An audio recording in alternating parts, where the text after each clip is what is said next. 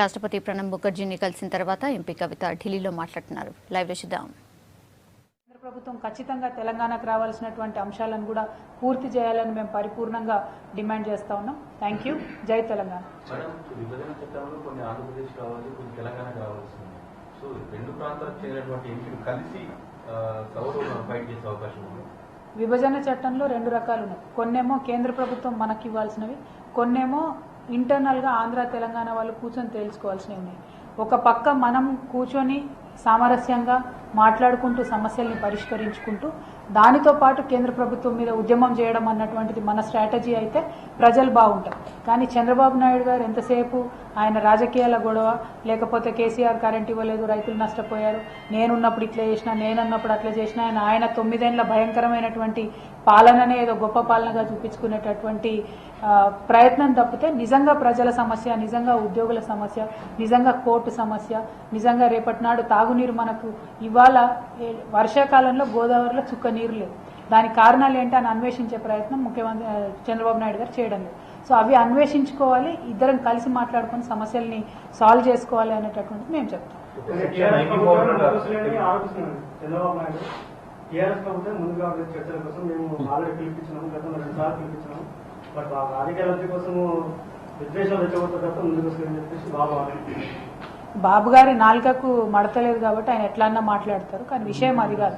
ఎన్నిసార్లు చర్చలకు పెట్టినా, ఎన్నిసార్లు మేము మా చీఫ్ సెక్రటరీ గారు, వాళ్ళ చీఫ్ సెక్రటరీ గారు ఇద్దరు మాట్లాడుకున్నప్పటికీ కూడా తొండిబెట్టే వ్యవహారం తప్పితే సాల్వ్ చేయాలి సమస్యలు అన్నటువంటి ఉద్దేశం వాళ్ళకి లేదు. అది ఉద్యోగుల విషయంలో చాలా తేట తెల్లమైంది, క్లియర్ అయింది. వాళ్ళ ఉద్యోగులు కూడా ఇవాళ తిట్టుకునేటటువంటి పరిస్థితి చంద్రబాబు నాయుడు గారికి వస్తుంది. అదేవిధంగా వాటర్ ప్రాజెక్టుల విషయం చూసినట్టయితే మాకెప్పుడో పర్మిషన్ ఉన్న ప్రాజెక్టులను కట్టాలని మేము అనుకుంటే ఆయన కేంద్ర ప్రభుత్వానికి లెటర్ రాస్తారు. అంటే మా కడుపు కొట్టడం వల్ల మీకు వచ్చేటటువంటి లాభం ఏంది? మీ దగ్గర కొత్త ప్రాజెక్టులు కావాలని అడగండి, మీ దగ్గర కొత్త ప్రాజెక్టులు కట్టుకుంటామని అడగండి, మేము అభివృద్ధి చెందాలని అడగండి. కానీ తెలంగాణ అభివృద్ధి చెందొద్దు, తెలంగాణ ప్రాజెక్టులు కట్టొద్దని మమ్మల్ని ఆపేటటువంటి ప్రయత్నం చేయడం మాత్రం అది పనికిరాదు. ఆయన ఆంధ్రకు ముఖ్యమంత్రిగా ఉన్నారు కాబట్టి ఆంధ్రప్రదేశ్ ప్రజల మంచి కోసం ఆలోచన చేయాలి తప్పితే తెలంగాణ ప్రజల్ని చెడగొట్టాలి, తెలంగాణ గవర్నమెంట్ ని డిస్టర్బ్ చేయాలని ఆలోచన చేస్తే ఆంధ్ర ప్రజలకే అది నష్టం జరుగుతుందని నేను వారికి తెలియజేస్తాను. సెక్షన్ 94 ప్రకారము ఇండస్ట్రియల్ ఇన్సెంటివ్స్ కావచ్చు, రెండు రాష్ట్రాలకు సంబంధించినటువంటి అంశాలను, ఆర్థికపరమైన అంశాలని సార్ట్అవుట్ చేయడం కోసం నీతి ఆయోగ్ కమిటీ ఏర్పాటు చేస్తుందని కేంద్ర ఆర్థిక మంత్రి చెప్పారు. కానీ మీ వైపు నుంచి ఎటువంటి ప్రపోజల్స్ కేంద్రానికి నీతి ఆయోగ్ పంపించగలుగుతారు? మా వైపు నుండి ఇదివరకే అంటే కేసీఆర్ గారు మొట్టమొదటిసారి నీతి ఆయోగ్ మీటింగ్కి వెళ్ళినప్పుడే మా వైపు నుండి, తెలంగాణ వైపు నుండి ప్రపోజల్స్ చెప్పినాము. మేము కూడా జీఎస్టీ బిల్ ఎప్పుడైతే ఇదివరకు ఫస్ట్ టైం పార్లమెంట్లో డిస్కషన్ వచ్చిందో ఆ రోజు అమెండ్మెంట్స్ కూడా ఇవ్వడం జరిగింది ఆ బిల్లుకి.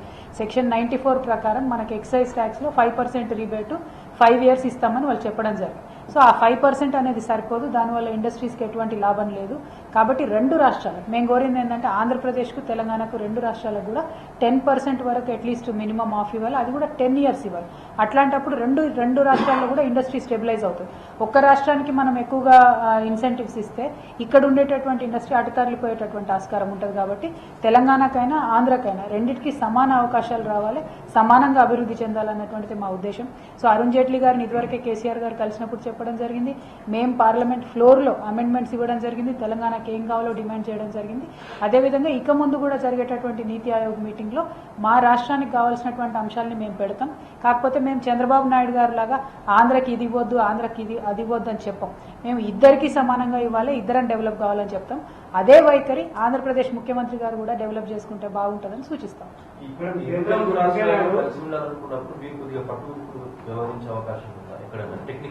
రెండు రాష్ట్రాల ముఖ్యమంత్రుల సమావేశానికి టీఆర్ఎస్ ప్రభుత్వం ముఖ్యం. ఎందుకంటే చీఫ్ సెక్రటరీ స్థాయిలో చర్చలు జరిగితే అవి ఏం సక్సెస్ కావడం లేదు. ఇద్దరు ముఖ్యమంత్రులు కూర్చుంటే తప్పించి సమస్యల పరిష్కారంలో మీ వైపు నుంచి ఎటువంటి ఇనిషియేటివ్? అంటే ఒకటి, ఇద్దరు ముఖ్యమంత్రులు ఆల్రెడీ సంవత్సరం క్రితమే కూర్చున్నారే. మనకి ఎప్పుడైతే రాష్ట్రాలు ఏర్పడ్డాయో ముఖ్యమంత్రులు ఇద్దరు ఏర్పడ్డారో ఆ తర్వాత ఫస్ట్ వాళ్ళు కూర్చున్న తర్వాతనే ఒక రోడ్ మ్యాప్ వేసుకుని ఎక్కడి స్థాయిలో అక్కడ జరగాలి. ఉదాహరణకి ఏదో ఒక డిపార్ట్మెంట్ విభజన జరగాలనుకోండి, ముఖ్యమంత్రులు కూర్చొని చేసేది కాదు, ఆ డిపార్ట్మెంట్కి సంబంధించినటువంటి వాళ్ళు చేయాలి. దానిలో పట్టు విడుపులతో వాళ్ళు చేయాల్సినటువంటి సందర్భం, ముఖ్యమంత్రులు కూర్చోవాల్సినటువంటి సందర్భం వస్తే డెఫినెట్గా కూర్చుంటారు. అందులో పెద్ద భార్యం లేదు. మేము దానికి ఎప్పటికైనా రెడీగా ఉంటాం. అది ఇబ్బందిగా. కాకపోతే నోటితో నవ్వుతూ నొసలితో వెక్కిరించే వైఖరి మాది కాదు. వారి వైఖరి కూడా అట్లా ఉండకుండా ప్రజల కోసం, ఉద్యోగుల కోసం, రాష్ట్రాల అభివృద్ధి కోసం ట్రాన్స్పరెంట్గా మనస్ఫూర్తిగా ముందుకు రావాలని చెప్పి చంద్రబాబు నాయుడు గారిని అడుగుతాను. అంతకుమించి ఇంకోటి గవర్నర్ తో జరిగిన భేటీలో కూడా ఇద్దరు కేసీఆర్ గారు చంద్రబాబు నాయుడు ఇద్దరు ఒక మంచి కల్చర్ స్టార్ట్ చేశారు, మాట్లాడించుకున్నారు, కూర్చొని కొంచెం పలకరించుకున్నారు. కానీ టాక్స్ మాత్రం టేబుల్ మీద అంత ఆశాజనకంగా సాగలేదు. మీకు ఆశ ఉందా మరి? ఒక్కటే అండి, ఇప్పుడు తెలంగాణ ఉద్యమం జరిగింది నీటి కోసం, నిధుల కోసం, నియామకాలకు. ఆ 3 కోర్ అంశాల మీద మేము ఎట్లా కాంప్రమైజ్ అవుతాం? కొన్ని అంశాలు ఉద్యోగులకు సంబంధించి ఉన్నాయి. ఆ అంశాలు దేనికి దానికి క్లియర్గా మేము చెప్పడం జరిగింది.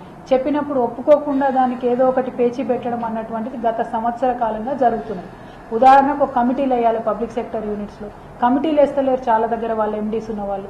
అట్లాంటి చిన్నవి పెద్దవి అడ్మినిస్ట్రేటివ్ అంశాల్లో కూడా వాళ్ళు పేచీ పెట్టడం వల్ల ఉద్యోగ విభజన వల్ల లేట్ అవుతున్నది, రాష్ట్రాల అభివృద్ధి లేట్ అవుతున్నది, ప్రాజెక్టులు కట్టడం లేట్ అవుతున్నది. అక్కడ జనరేట్ చేసే కరెంటు మాకు ఇక్కడికి ఇవ్వమంటే మేము ఎక్కడో నార్త్ నుంచి తెచ్చుకునే